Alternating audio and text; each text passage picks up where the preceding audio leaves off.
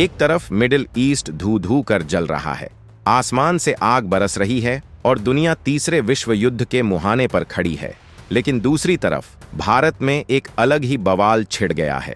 Iran के supreme leader Ayatollah Khamenei की दर्दनाक मौत और ईरान के खौफनाक पलटवार के बीच पूरी दुनिया की नजरें भारत के प्रधानमंत्री नरेंद्र मोदी पर टिकी थीं। सबको उम्मीद थी कि जब खाड़ी देशों में 90 लाख से ज्यादा भारतीयों की जान दांव पर लगी है तो पीएम की तरफ से कोई बड़ा बयान आएगा। लेकिन इसी खौफनाक माहौल के बीच पीएम मोदी का एक ऐसा रिएक्शन सामने आया, या यूं कहें कि उनका एक ऐसा वीडियो सामने आया जिसने पूरी पब्लिक को सन्न कर दिया। आखिर जब दुनिया जल रही थी तब पीएम मोदी ऐसा क्या कर रहे थे कि सोशल मीडिया पर लोग उन्हें बुरी तरह ट्रोल करने लगे? अचानक विपक्ष ने पीएम की चुप्पी को शर्मनाक और कायरता क्यों कह दिया? क्या ये वॉशिंगटन और इजराइल के दबाव में उठाया गया कदम है, या फिर इसके पीछे मोदी सरकार का कोई ऐसा मास्टर स्ट्रोक छिपा है जो किसी की समझ में नहीं आ रहा? आज हम डिकोड करेंगे पीएम मोदी के उस रिएक्शन का पूरा सच, जिसने इंटरनेशनल लेवल पर और देश की राजनीति में भूचाल ला दिया है। इसी तरह की और रहस्यमयी जानकारी प्राप्त करने के लिए हमारे चैनल ट्रू हिस्ट्री को आज ही सब्सक्राइब करें और बेल आइकॉन को प्रेस करें। दोस्तों, सबसे पहले उस विजुअल और उस घटनाक्रम की बात करते हैं जिसने इस पूरे विवाद को जन्म दिया। एक तरफ तारीख थी 28 फरवरी और 1 मार्च 2026, जब मिडिल ईस्ट के आसमान में आग के गोले बरस रहे थे। अमेरिका और इजराइल के ऑपरेशन एपिक फ्यूरी के तहत ईरान के सर्वोच्च नेता अयातुल्लाह अली खामेनेई को निशाना बनाया गया, जिसमें उन्हें अपनी जान गंवानी पड़ी। ईरान ने पलटवार करते हुए ऑपरेशन ट्रू प्रॉमिस 4 लॉन्च कर दिया था और कतर, यूएई, बहरीन जैसे देशों में मौजूद अमेरिकी सैन्य ठिकानों पर ताबड़तोड़ बैलिस्टिक मिसाइलें दागी जा रही थीं। पूरी दुनिया की सांसें अटकी हुई थीं। संयुक्त राष्ट्र से लेकर यूरोपियन यूनियन तक में आपातकालीन बैठकें चल रही थीं। ठीक इसी वक्त जब इंटरनेशनल मीडिया तीसरे विश्व युद्ध की आहट पर ब्रेकिंग न्यूज चला रहा था, तब भारत के प्रधानमंत्री नरेंद्र मोदी का एक वीडियो सोशल मीडिया पर सामने आता है। यह वीडियो किसी हाई लेवल सिक्योरिटी मीटिंग या देश के नाम किसी आपातकालीन संबोधन का नहीं था, बल्कि यह एक चुनावी रैली और भारी भीड़ के बीच किए जा रहे उनके रोड शो का था। वीडियो में पीएम मोदी मुस्कुराते हुए जनता का अभिवादन स्वीकार कर रहे थे। बस इसी एक विजुअल ने सोशल मीडिया पर एक ऐसा तूफान खड़ा कर दिया जिसकी उम्मीद शायद प्रधानमंत्री कार्यालय ने भी नहीं की होगी। पब्लिक और विपक्षी नेताओं ने इस वीडियो को टाइमिंग के हिसाब से बेहद असंवेदनशील माना। लोगों का कहना था कि जब खाड़ी देशों में काम करने वाले 90 लाख से ज्यादा भारतीयों की जान और उनका भविष्य अधर में लटका है, तब देश के मुखिया का चुनावी प्रचार में व्यस्त दिखना किसी भी सूरत में सही नहीं ठहराया जा सकता। जैसे ही यह रोड शो का वीडियो इंटरनेट पर वायरल हुआ, सोशल मीडिया प्लेटफॉर्म्स पर मानो भूचाल आ गया। ट्विटर, अब एक्स, इंस्टाग्राम और फेसबुक पर लोगों का गुस्सा फूट पड़ा। युवाओं और विदेश नीति में दिलचस्पी रखने वाले लोगों ने मीम्स और तीखे सवालों के जरिए सरकार को घेरना शुरू कर दिया। सवाल सिर्फ वीडियो का नहीं था, सवाल उस चुप्पी का था जो खामेनेई की मौत पर भारत सरकार ने साधी हुई थी। सोशल मीडिया पर एक बड़ा वर्ग यह पूछ रहा था कि जो भारत हमेशा खुद को विश्व मित्र और ग्लोबल साउथ की आवाज कहता है, वह इतने बड़े अंतर्राष्ट्रीय संकट पर एक निंदा प्रस्ताव तक क्यों नहीं पास कर रहा है? क्या भारत का कूटनीतिक रुतबा अब सिर्फ कहने भर को रह गया है? सोशल मीडिया की इस आग में घी डालने का काम किया भारत के राजनीतिक विपक्ष ने।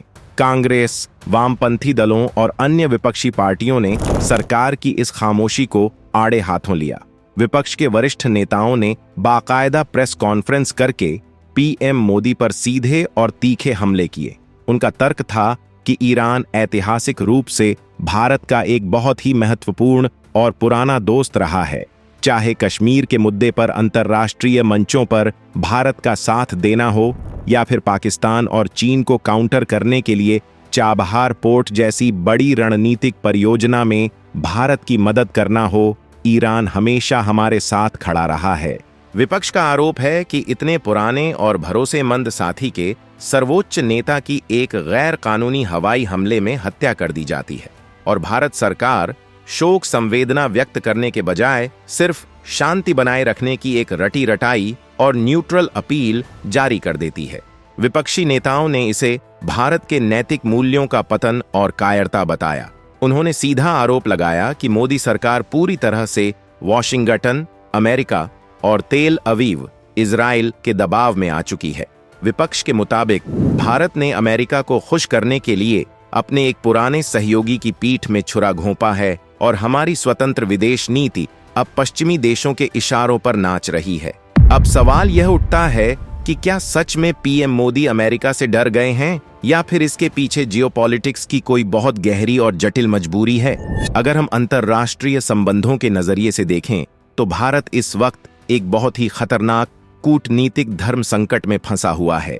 यह एक ऐसी टाइटर ऑफ वॉक है जहां एक भी गलत कदम भारत को भारी नुकसान पहुंचा सकता है। एक तरफ ईरान है जो कच्चे तेल और सेंट्रल एशिया तक हमारी पहुंच के लिए बेहद जरूरी है। वहीं दूसरी तरफ अमेरिका और इजराइल हैं जो चीन पाकिस्तान से निपटने के लिए हमें अत्याधुनिक हथियार और डिफेंस सिस्टम देते हैं। अगर पीएम मोदी खुलकर ईरान का समर्थन करते तो पश्चिमी देशों से सालों की मेहनत से बने रिश्ते पल भर में टूट जाते। वहीं ईरान से पूरी तरह मुंह मोड़ना भी हमारे भविष्य के लिए खतरनाक है। यही वजह है कि सरकार ने एकदम तटस्थ रास्ता चुना, जिसे आम जनता और विपक्ष महज एक चुप्पी समझकर ट्रोल कर रहे हैं।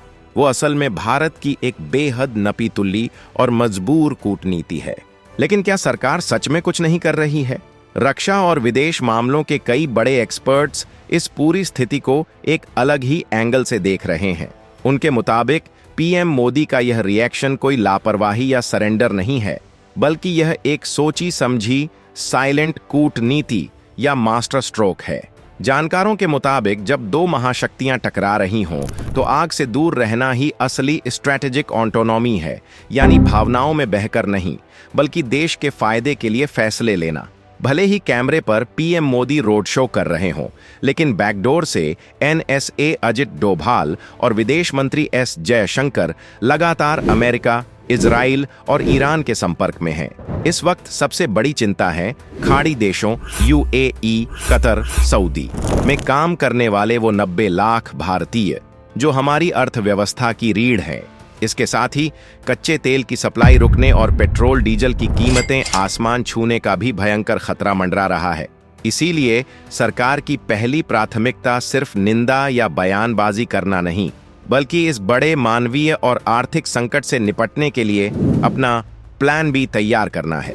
आपको क्या लगता है, पीएम मोदी का ये रिएक्शन कूटनीतिक मास्टर स्ट्रोक है या कोई बहुत बड़ी राजनीतिक चूक? कमेंट बॉक्स में अपनी राय जरूर दें। अगर आपको ये इनसाइड रिपोर्ट पसंद आई हो तो वीडियो को लाइक और शेयर जरूर करें। देश दुनिया की ऐसी ही बेबाक खबरों के लिए अभी चैनल को सब्सक्राइब करें। जय हिंद।